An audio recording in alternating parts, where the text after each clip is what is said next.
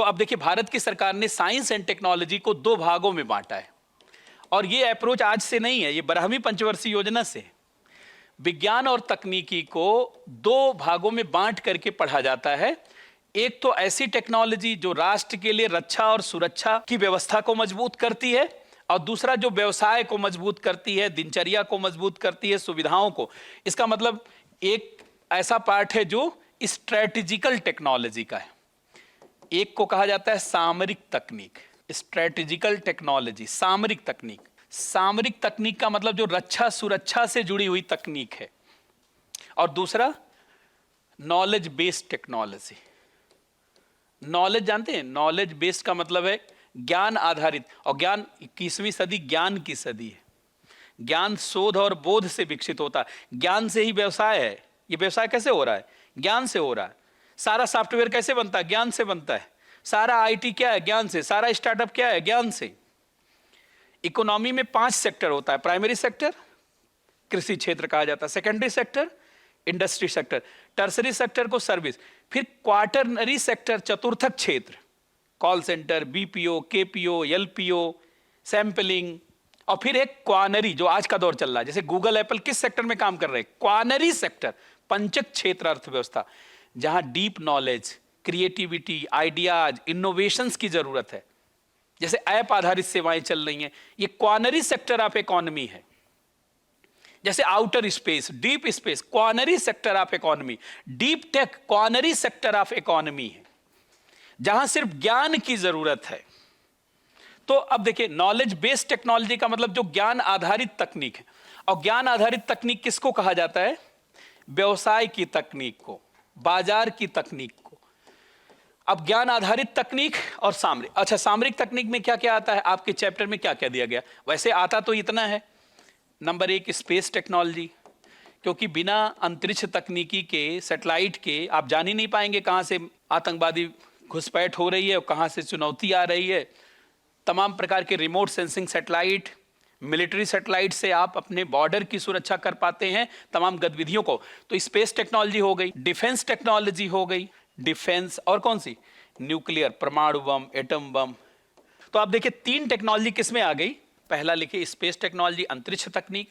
दूसरा defence technology, अच्छा रक्षा तकनीक लिख लीजिए, रक्षा या प्रतिरक्षा। और तीसरा नाभिकीय तकनीक, नाभिकीय तकनीक। और तीनों जानते इतना इंपॉर्टेंट है क्योंकि इसमें एक नया कंसेप्ट निर्मला सीतारमण ने रख दिया।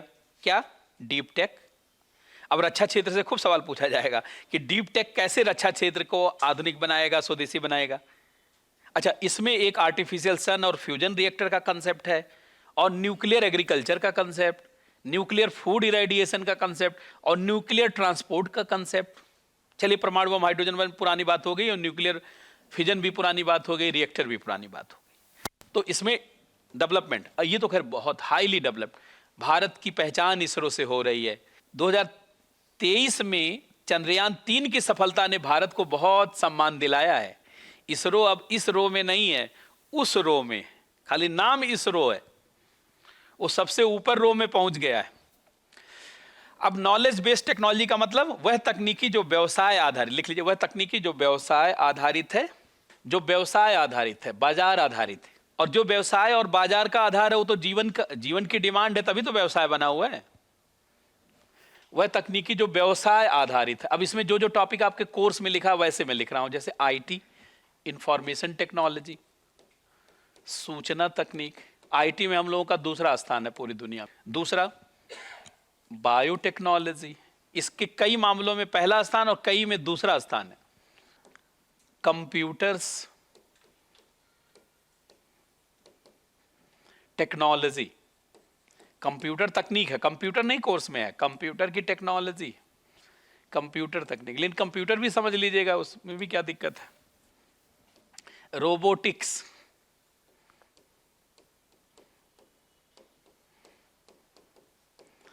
रोबोटिक्स, नैनो टेक्नोलॉजी,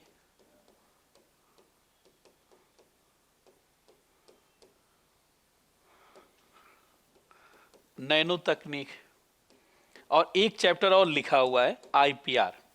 7 लिखा था तो एक मैंने उधर लिख दिया स्पेस को।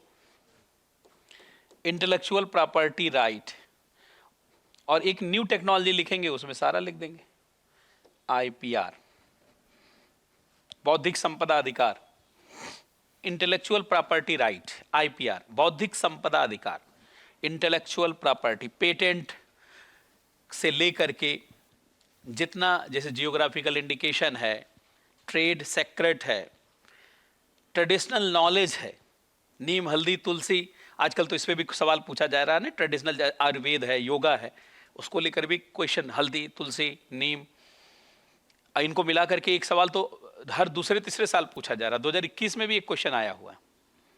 सवाल जरूर देखा करिए, जानते यूपीएससी के क्वेश्चन, और केवल थर्ड पेपर ही मत देखिए, फोर्थ पेपर में जानते केस स्टडी भी देखा करिए, और फर्स्ट पेपर में भी थोड़ा सा देखा करिए, क्योंकि साइंस एंड टेक्नोलॉजी के क्वेश्चन फर्स्ट पेपर में भी पूछे जाते हैं, सीधे सीधे भी पूछे जाते हैं। जैसे आप देखिए नाविक से जुड़ा हुआ question, Indian regional navigation satellite system पे डायरेक्ट सवाल है। अब देखिए एक है 7वां नंबर, न्यू टेक्नोलॉजी, इसमें सारी टेक्नोलॉजी को इकट्ठा लिख लीजिए, नई तकनीक। अब नई तकनीक आर्टिफिशियल इंटेलिजेंस है, मशीन लर्निंग है, इंटरनेट ऑफ थिंग्स है, ब्लॉकचेन टेक्नोलॉजी है, ड्रोन की टेक्नोलॉजी, ड्रोन टेक है, ड्रोन टेक्नोलॉजी, एडवांस्ड मटेरियल है, एडवांस्ड मटेरियल है, 3D प्रिंटिंग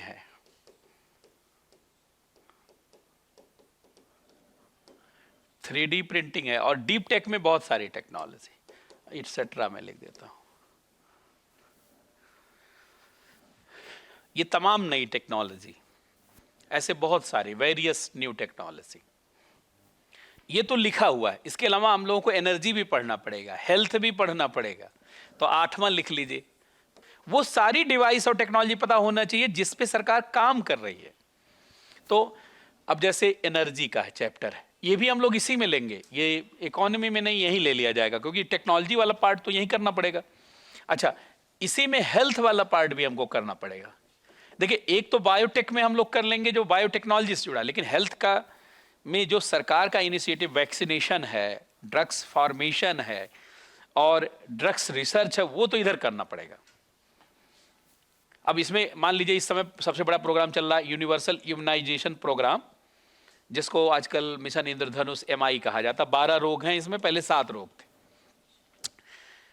और ये एक बड़ा 2025 तक गोल है इम्यूनाइजेशन, 90% इम्यूनाइजेशन का है।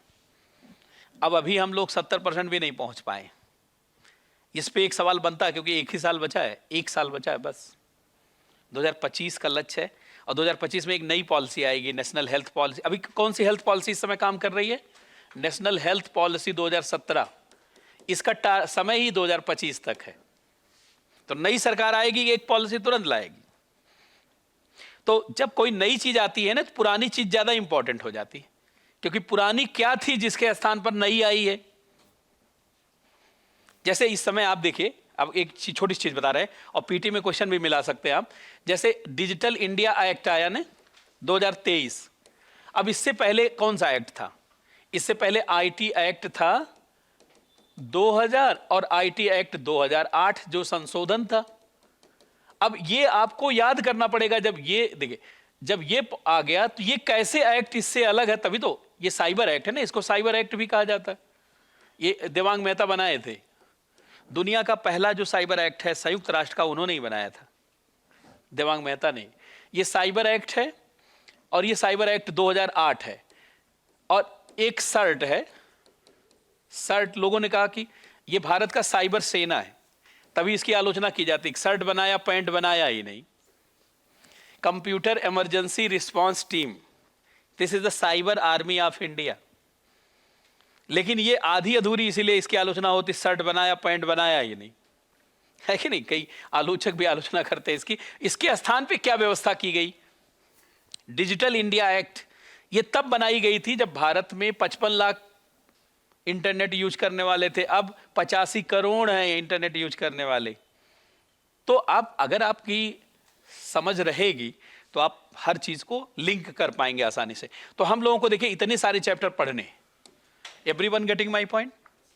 कि क्या करना। अच्छा, इसके अलावा 2-3 चैप्टर और जो हम लोगों ने लिखा था, एक तो application of science and technology in everyday life, development of science and technology, और application of science and technology and effect in everyday life, और एक आपने पढ़ा था achievement of Indians in science and technology.